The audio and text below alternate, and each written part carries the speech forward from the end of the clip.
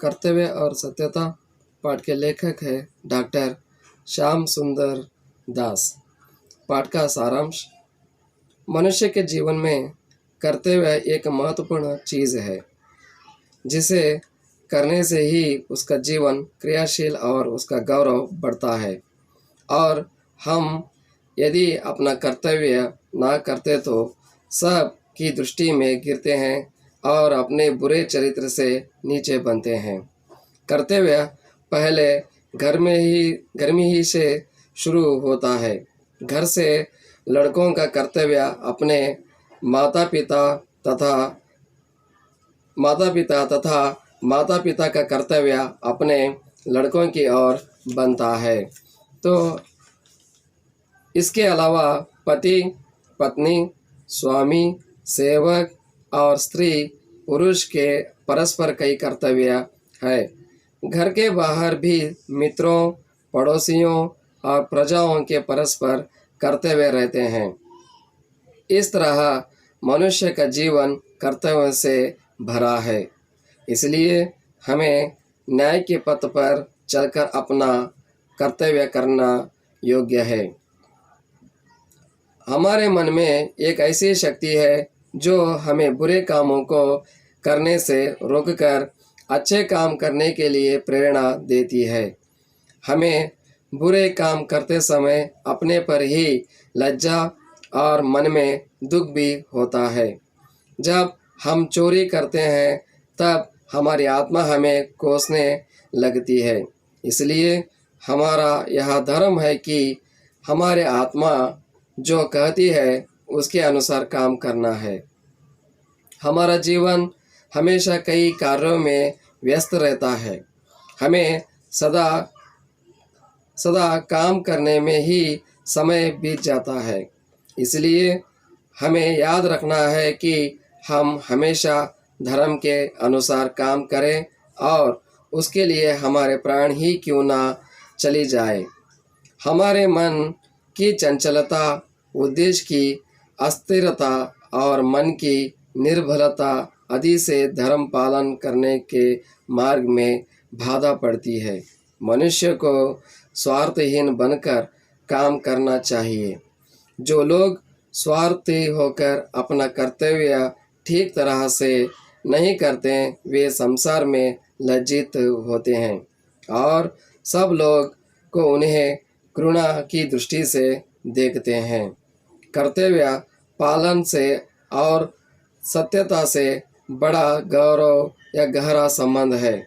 जो मनुष्य अपने कर्तव्य करना है वह अपने कामों और वचन से सत्यता का बर्ताव भी रखता है। सत्यता के बल से ही इस संसार में मनुष्य अपने कार्यों में सफलता पा सकता है, क्योंकि झूठ बोलने से कोई काम ठीक तरह से चला नहीं सकता। इसलिए सत्यता को सबसे ऊंचा स्थान देना उचित है। झूठ की उत्पत्ति पाप, कुटिलता और कायरता के कारण होती है। बहुत लोग नीति और आवश्यकता के कारण झूठ की रक्षा करते हैं। बहुत से लोग किसी बात को सत्य कहते हैं कि जिससे सुनने वाला यह समझ लेता कि बात सत्य है नहीं, वरना इसका उल्टा सत्य होगा। ऐसे बातों को कहना झूठ बोलने के पाप से कम नहीं है। संसार में ऐसे नीच लोग भी होते हैं जो झूठ बोलने अपनी चतुराई समझते हैं तथा सत्यता को छिपाकर धोखा देना या झूठ बोलकर अपने को बचा लेना ही अपना गौरव समझते हैं। ऐसे लोगों से समाज में दुख उत्पन्न होता है। इस प्रकार का झूठ बोलना स्पष्ट ना बोलने से अधिक बुरा कर्म है। झूठ बोलना कई रूपों में है, जैसे चुप रहना, बातों को बढ़ाकर कहना और बात को छिपाना, भेद बदलना, झूठ से दूसरों के साथ हाँ में हाँ मिलाना, प्रतिज्ञा करके पूरा ना करना और सत्य को ना बोलना आदि। ऐसे लोग भी हैं जो बातें करते हैं और उन्हें जो अच्छा लगता है वे वही काम करते हैं।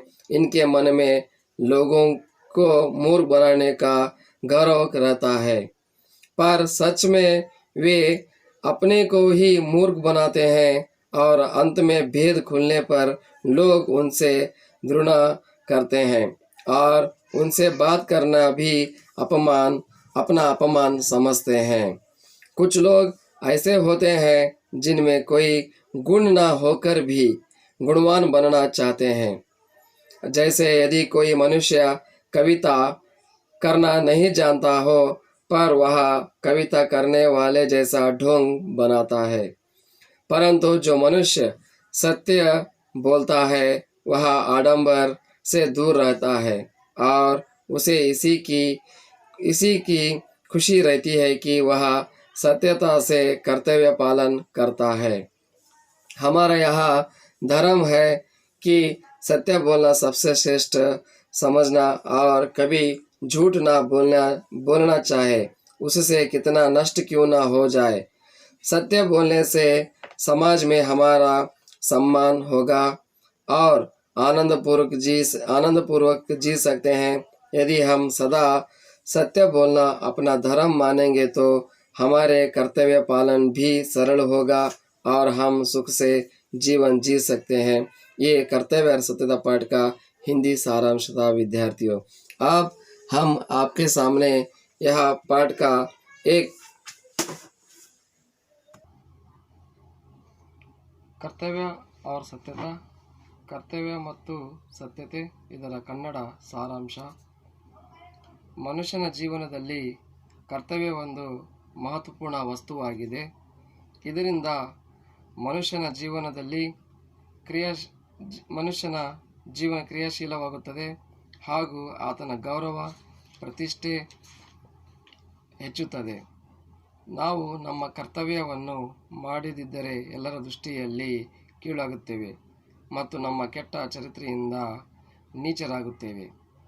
ಮೊದಲು ಮನೆಯಿಂದಲೇ ಕರ್ತವ್ಯ ಪ್ರಾರಂಭವಾಗುತ್ತದೆ. ಮನೆಯಲ್ಲಿ ಮಕ್ಕಳು ತಂದೆ ತಾಯಿಯವರಿಗೆ ಮಾಡುವ ಕರ್ತವ್ಯ ಹಾಗೂ ತಂದೆ ತಾಯಿಗಳು ಮಕ್ಕಳಿಗೆ ಮಾಡುವ ಕರ್ತವ್ಯವಾಗಿದೆ.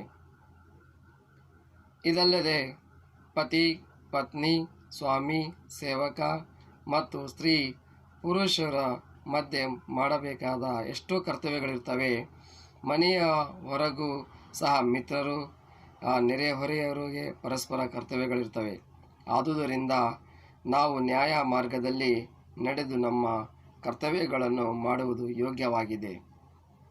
ನಮ್ಮ ಮನಸ್ಸಿನಲ್ಲಿ ಒಂದು ಅದ್ಭುತವಾದ ಶಕ್ತಿ ಇದೆ.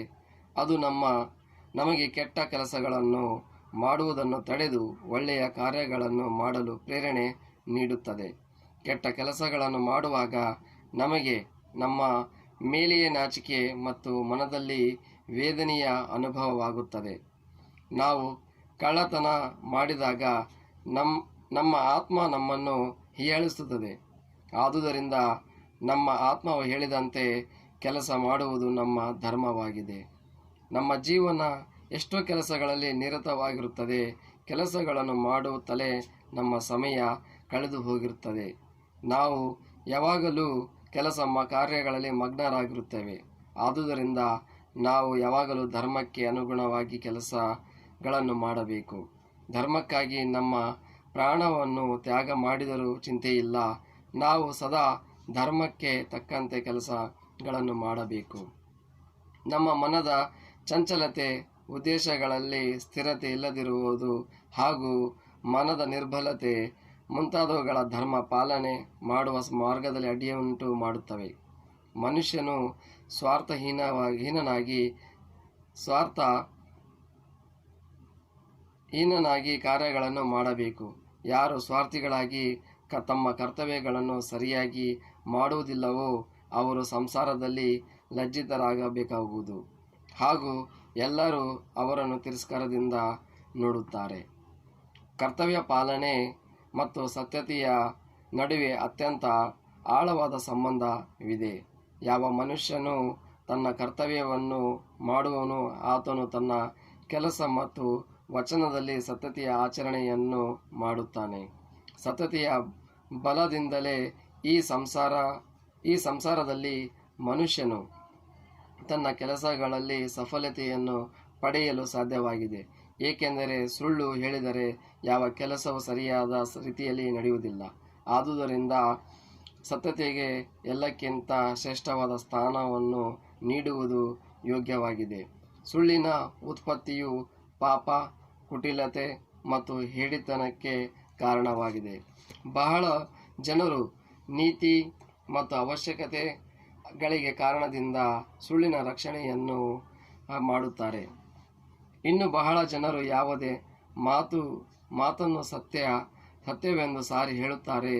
ಇದರಿಂದ ಆತನು ಹೇಳುವ ಮಾತಿನ ವಿರುದ್ಧವಾದುದು ಸತ್ಯವೆಂದು ಕೇಳುವವನಿಗೆ ತಿಳಿಯುತ್ತದೆ. ಈ ರೀತಿಯಾಗಿ ಮಾತನಾಡುವವರು ಸುಳ್ಳು ಹೇಳುವ ಪಾಪಕ್ಕಿಂತಲೂ ಕಡಿಮೆ ಅಲ್ಲ. ಸುಳ್ಳು ಹೇಳುವುದು ತಮ್ಮ ಚಾತುರ್ಯ ಅಥವಾ ಜಾಣತನವೆಂದು ತಿಳಿಯುವ ನೀಚ ಜನರು ಇದ್ದಾರೆ. ಹಾಗೂ ಸತ್ಯವನ್ನು ಮುಚ್ಚಿಟ್ಟು ಮೋಸ ಮಾಡುವುದು ಅಥವಾ ಸುಳ್ಳು ಹೇಳಿ ತನ್ನನ್ನು ತಾನು ರಕ್ಷಿಸಿಕೊಳ್ಳುವುದು ತಮ್ಮ ಗೌರವವೆಂದು ತಿಳಿಯುತ್ತಾರೆ. ಇಂತಹ ಜನರಿಂದ ಸಮಾಜದಲ್ಲಿ ದುಃಖ ಉಂಟಾಗುತ್ತದೆ. ಈ ರೀತಿಯಾಗಿ ಸುಳ್ಳು ಮಾತನಾಡುವುದು ಸ್ಪಷ್ಟವಾಗಿ ಮಾತನಾಡುವುದಕ್ಕಿಂತಲೂ ಕೆಟ್ಟ ಕಾರ್ಯವಾಗಿದೆ. ಸುಳ್ಳು ಹೇಳುವುದು ಅನೇಕ ಸ್ವರೂಪಗಳನ್ನು ಹೊಂದಿದೆ. ಮೌನವಾಗಿರುವುದು ಮಾತನ್ನು, ಅರ್ಥವನ್ನು, ವಿಷಯವನ್ನು ವರ್ಣಿಸಿ ಹೇಳುವುದು, ವಿಷಯವನ್ನು ಮುಚ್ಚಿಡುವುದು, ರಹಸ್ಯವನ್ನು ಬದಲಿಸುವುದು, ಸುಮ್ಮನೆ ಬೇರೆಯವರು ಹೇಳಿದ್ದನ್ನು ಸರಿ ಎನ್ನುವುದು ಮುಂತಾದವುಗಳು ಇದಕ್ಕೆ ಉದಾಹರಣೆಗಳಾಗಿವೆ. ಇನ್ನು ಕೆಲವರು ಮಾತನಾಡುತ್ತಾರೆ, ಆದರೆ ಅವರು ತಮಗೆ ಇಷ್ಟವಾದದ್ದನ್ನು ಮಾಡುತ್ತಾರೆ. ಇವರ ಮನಸ್ಸಿನಲ್ಲಿ ಜನರು ಮೂರ್ಖರನ್ನಾಗಿ ಮಾಡಿದ್ದೇವೆ ಎಂದು ತಿಳಿದಿರುತ್ತಾರೆ. ಆದರೆ ನಿಜವಾಗಿಯೂ ಅವರು ತಮ್ಮನ್ನೇ ತಾವೇ ಮೂರ್ಖರನ್ನಾಗಿ ಮಾಡಿಕೊಂಡಿರುತ್ತಾರೆ. ಕೊನೆಯಲ್ಲಿ ಎಲ್ಲರೂ ಹೊರಗೆ ಬಂದಾಗ ಜನರು ಅವರನ್ನು ತಿರಸ್ಕರಿಸುತ್ತಾರೆ ಮತ್ತು ಅವರೊಂದಿಗೆ ಮಾತನಾಡುವುದು ತಮಗೆ ಅವಮಾನ ಎಂದು ತಿಳಿಯುತ್ತಾರೆ. ತಮ್ಮಲ್ಲಿ ಯಾವುದೇ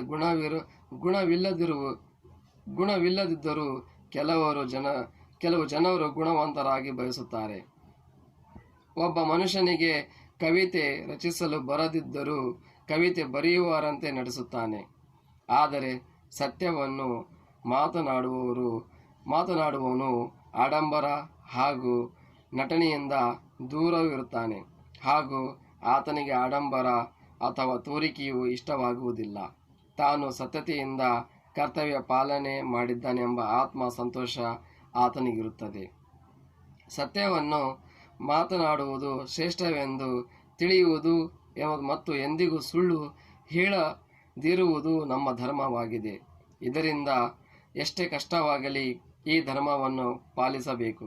ಸತ್ಯವನ್ನು ಹೇಳುವುದರಿಂದ ಸಮಾಜದಲ್ಲಿ ನಮಗೆ ಮನ್ನಣೆ, ಆಧಾರಗಳು ದೊರೆಯುವು ಹಾಗೂ ಆನಂದಪೂರ್ವಕವಾಗಿ ಜೀವಿಸಬಹುದು.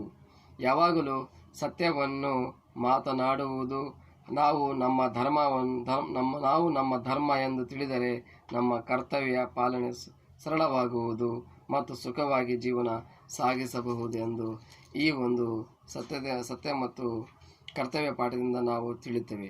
ಇಲ್ಲಿ ವಿದ್ಯಾರ್ಥಿಗಳಿಗೆ ಕರ್ತವ್ಯ ಮತ್ತು ಸೌತ್ಯತೆಯ ಮಹತ್ವವನ್ನು ಹಾಗೂ ಅದರ ಬಗ್ಗೆ ಜಾಗೃತಿಯನ್ನು ತಿಳಿಸುವುದಕ್ಕಾಗಿ ಸುಂದರವಾದ ಪ್ರಯತ್ನವನ್ನು ಇಲ್ಲಿ ಲೇಖಕರಾಗಿರುವಂತಹ ಡಾಕ್ಟರ್ ಶ್ಯಾಮ್ ಸುಂದರ್ ದಾಸ್ ಅವರು ಈ ವಿದ್ಯಾರ್ಥಿಗಳ ಅನುಕೂಲವಾಗಲಿಕ್ಕೆ ಪಾಠವನ್ನು ಇಲ್ಲಿ ತಿಳಿಸಿದ್ದಾರೆ ಎಂದು ಹೇಳುತ್ತಾ ನಾವು ಈ ಅಧ್ಯಾಯವನ್ನು ಇಲ್ಲಿಗೆ ಮುಕ್ತಾಯ ಮಾಡುತ್ತೇನೆ. ಧನ್ಯವಾದಗಳು.